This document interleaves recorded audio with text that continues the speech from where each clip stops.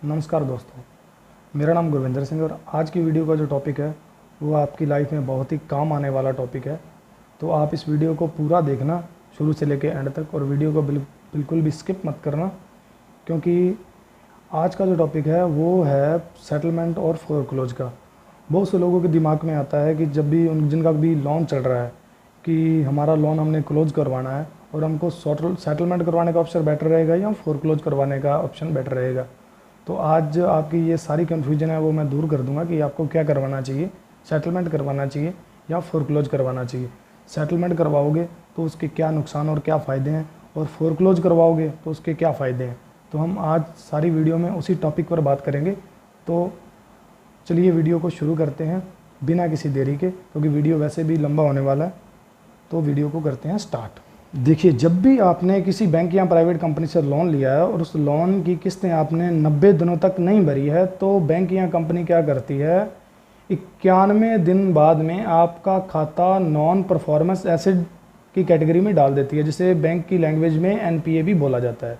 NPA खाते होने के कई कारण हो सकते हैं, जैसे आपकी जॉबलेस हो गए हो आप, या आपका कोई घर में कोई प्रॉब्लम हो गई है उस वजह से आपकी पेमेंट नहीं हो रही, या पैसे का मैनेजमेंट नहीं है सही आपके पास, या कोई वैसे कोई और फाइनेंशियल प्रॉब्लम आपको हो गई है उस वजह से आप लोन नहीं भर रहे।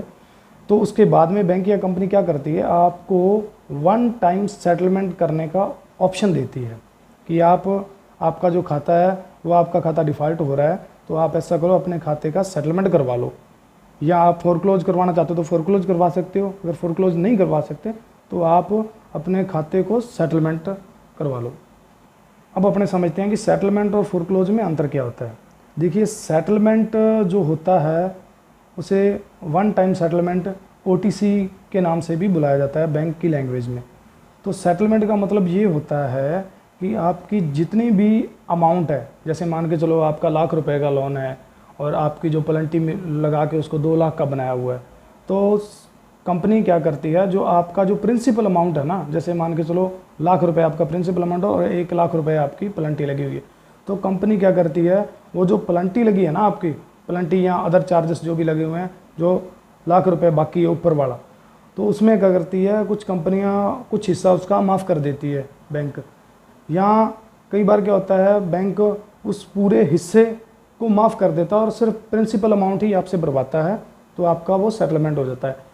कई बार क्या होता है कि अपना अगर कोई ज़्यादा बड़ा लोन है तो कंपनी क्या करती है, प्रिंसिपल जो अमाउंट होता है उसमें भी अपने को और छूट दे देती है और अपना जो लोन अमाउंट है वो सेटल हो जाता है और अपना जो अकाउंट है वो बंद हो जाता है। तो अब अपने ये समझते हैं कि इसके फ़ायदे क्या और नुकसान क्या हैं। तो देखो, जो सेटलमेंट होता है वो सेटलमेंट का तो मतलब ये होता है कि अपने पास पेमेंट नहीं थी पूरी भरने के लिए और अपने को उधार चुकाना था, और अपने एक तरह से अपना वो जो निपटारा करवा दिया। अभी अपने पास जो रिकवरी एजेंट है उनकी कॉल नहीं आएगी और अपना खाता बंद हो चुका है। लेकिन इसके नुकसान हैं। फ़ायदे तो इसके ये हैं कि अपना मान के चलो ₹1,00,000 का था टोटल और आपका 50,000 में कंप्लीट हो गया, तो ये फ़ायदा हो गया, भी अपने को पेमेंट पूरी नहीं भरनी पड़ी, अपने को आसान हो गया भरना। लेकिन इसके जो नुकसान हैं वो नुकसान बहुत ही ज़्यादा हैं। तो इसके नुकसान क्या हैं, तो देखिए, जो सेटलमेंट होता है वो एक तरह से उसका मतलब ये होता है, एक सिंपल भाषा में बोलें तो बैंक जब अपने सेटलमेंट करवाते हैं तो बैंक क्या करता है, जो अपना सिविल स्कोर है, सिविल स्कोर एक अलग संस्था है, उसको आपकी रिपोर्ट भेजता है कि इस आदमी ने हमारी कंपनी से या बैंक से लोन लिया था और इसने टाइम पे भरा नहीं है, तो मजबूरी में इसके साथ सेटल करवाया गया, यानी कि इससे मतलब भी कम पेमेंट भरवा के और इसका लोन बंद करवाया गया। तो आपके जो सिविल स्कोर के पॉइंट हैं वो 100 से 150 तक ये पॉइंट कम हो जाते हैं। तो यहीं से प्रॉब्लम आगे शुरू होती है। तो जब आपके जो पॉइंट कम होते हैं तो जो बैंक या कंपनी जिससे भी आपने लोन लिया था, जिसके भी आपने सेटल करवाया है, वो कंपनी या बैंक आपको हमेशा के लिए ब्लैक लिस्ट कर देता है, यानी कि उस कंपनी या बैंक से आप कभी भी किसी भी तरीके का कोई भी लोन नहीं ले सकते। ये तो होगी उस बैंक की बात। अभी अपने दूसरे बैंक या कंपनी की बात करते हैं। तो जब भी आप किसी दूसरे बैंक या किसी दूसरी कंपनी में लोन लेने के लिए जाओगे, तो जब भी वहाँ का एजेंट आपको लोन लेने के लिए आपका पैन कार्ड, आधार कार्ड डाल के आपका सिबिल स्कोर चेक करेगा, तो वो पॉइंट आपके सेटलमेंट की वजह से कम होंगे, वहाँ पे सेटलमेंट शो करेगा और ये सेटलमेंट लगभग 7 साल तक शो करता रहता है।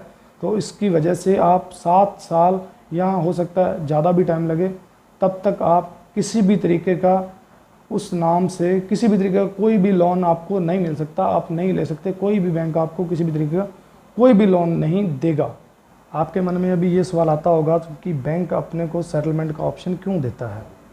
तो बैंक अपने को सेटलमेंट का ऑप्शन इसलिए देता है कि बढ़ते हुए एनपीए खातों की संख्या को देख के जो रिज़र्व बैंक है वो बैंकों को आदेश देता है कि आप 30 दिनों के अंदर अंदर एक रिकवरी प्लान लेके आओ। तो बैंक क्या करता है, अपने रिकवरी एजेंटों को हायर करता है और उसके बाद में वो डिफ़ॉल्टर कस्टमर है उनको बोलते हैं कि आप आपका लोन क्लियर करवाओ।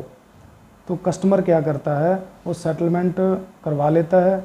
और जो रिकवरी एजेंट होते हैं या जो बैंक होता है वो कभी भी आपको सेटलमेंट के नुकसान कभी नहीं बताएगा कि इसके ये नुकसान हो रहे हैं या आपको ये आगे चल के ये प्रॉब्लम आएगी। उनका सिर्फ अपने काम से मतलब होता है, वो अपना पैसा इकट्ठा करते हैं और अपने बैंक को देते हैं, क्योंकि उनका एक टारगेट होता है, उनको सैलरी मिलती है और इसी चीज़ की सैलरी मिलती है कि आप जितना भी कस्टमर से पैसा है वो लेके आओ, चाहे आप उसका सेटलमेंट करवा के लेके आओ, चाहे आप उसकी किस्तें जो भी जितनी भी किस्तें बाकी हैं 10 है 20 है 30 है जितनी भी है, चाहे आप एक 2 3 किस्तें करके लेके आओ, चाहे आप उसका सेटलमेंट करवाओ। लेकिन वो आपको ये कभी नहीं बताएंगे कि इसके नुकसान क्या क्या हैं। और कस्टमर क्या करता है कि वो आपको यही बोलेंगे कि चलो ठीक है आप सेटलमेंट करवा लो, कोई दिक्कत नहीं, आपका खाता बंद हो जाएगा।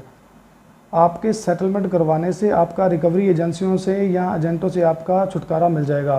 आपको कोई भी परेशान नहीं करेगा, आपके पास कोई भी कॉल या मैसेज नहीं आएगी कि आपका लोन बाकी है भरो। जब आपका एक सेटलमेंट होता है तब आपकी तरफ से तो वो लोन क्लोज हो गया, बैंक की तरफ से भी क्लोज हो गया, आपने भी क्लोज कर दिया, लेकिन आपको फ्यूचर में इसके बहुत ज़्यादा नुकसान झेलने पड़ते हैं। किसी भी बैंक या कंपनी का लोन है, देखो अगर आपने उधार लिया है तो उधार चुकाना अपना फ़र्ज़ बनता है ना, वो आपको चुकाना चाहिए। और ज़्यादा से ज़्यादा कोशिश यही करनी चाहिए कि आपका सेटलमेंट ना हो, फोरक्लोज हो। फोरक्लोज करवाने की ही कोशिश करें आप, सेटलमेंट कभी ना करवाएं। हाँ, ऐसा हो सकता है कि अपने पास कोई ऑप्शन नहीं है, अपने पास पेमेंट भरने के लिए कोई भी ऑप्शन नहीं है, अपने पास पैसा नहीं है भरने के लिए, तो आप एक बार सेटलमेंट करवा दो, कोई दिक्कत नहीं है। लेकिन सेटलमेंट करवाने के बाद में भी जब आपके पास पेमेंट आती है तो आप यही कोशिश करो कि उस खाते को पूरी तरह से क्लोज किया जाए। ये दोबारा रीओपन हो जाता है अकाउंट, लोन अकाउंट जो होता है, तो ये ऑप्शन मिलता है बैंक की तरफ से, तो आप उसको दोबारा फोरक्लोज भी करवा सकते हो, जिससे आपको आगे से कोई नुकसान ना हो। क्योंकि अगर आप सेटलमेंट करवा के रखोगे तो आपकी पूरी लाइफ आपको बैंक की तरफ से किसी भी तरीके का कोई लोन कभी भी नहीं मिलेगा। ये मेरे से लिख के ले लो, अगर आप सेटलमेंट करवाते हो तो आपको हमेशा याद रखना है कि आपको हमेशा फोरक्लोज ही करवाना है। हाँ ठीक है, पेमेंट नहीं है आपके पास, एक बार आप सेटल करवा लो, लेकिन जब आपके पास पेमेंट आती है तब आप उस अकाउंट को दोबारा रीओपन करवा के दोबारा आप उसका फोरक्लोज करवा सकते हो, ताकि आपको आगे फ्यूचर में कोई भी किसी भी तरीके की कोई दिक्कत ना आए। सेटलमेंट का यही तो नुकसान है ना, आप एक बार सेटलमेंट करवा लोगे तो आप पूरी लाइफ की ये सज़ा पाओगे, पूरी लाइफ में आपको यही सज़ा मिलेगी सेटलमेंट करवाने की, कि आपको कभी भी बैंक से जब भी कोई ज़रूरत पड़ेगी, जैसे आपने होम लोन करवाना है, एजुकेशन लोन है, या पर्सनल लोन लेना है, या किसी व्हीकल पे लोन लेना है, किसी भी तरीके का अगर आप लोन लोगे तो आपको ये लोन कभी भी नहीं देगा कोई भी बैंक, आप हर बैंक से ब्लैकलिस्ट हो जाओगे। तो इसलिए मेरी तो आपको यही सलाह है कि आप हमेशा सेटलमेंट ना करवाएं, फोरक्लोज करवाने की ही कोशिश करें, ताकि जो आपका सिबिल स्कोर है और आपका जो बैंकों के साथ व्यवहार है वो बना रहे और फ्यूचर में आपको कभी भी किसी भी तरीके की कोई भी दिक्कत ना आए। तो चलिए दोस्तों, आज की वीडियो को यहीं ख़त्म करते हैं। आशा करता हूँ कि आप सब लोगों के समझ में आ गई होगी आज की ये इन्फॉर्मेशन। और आप जाते जाते एक रिक्वेस्ट है आपसे, मेरे चैनल को सब्सक्राइब जरूर करना, क्योंकि मैं अपने चैनल पर और भी फाइनेंस और बैंक से संबंधित वीडियो लाता रहूँगा। आपकी कोई भी प्रॉब्लम हो या कोई भी किसी भी तरीके का सुझाव हो तो आप मेरे को कमेंट बॉक्स में कमेंट करके बता सकते हैं। और जाते जाते वीडियो को शेयर और लाइक ज़रूर करना। जय हिंद।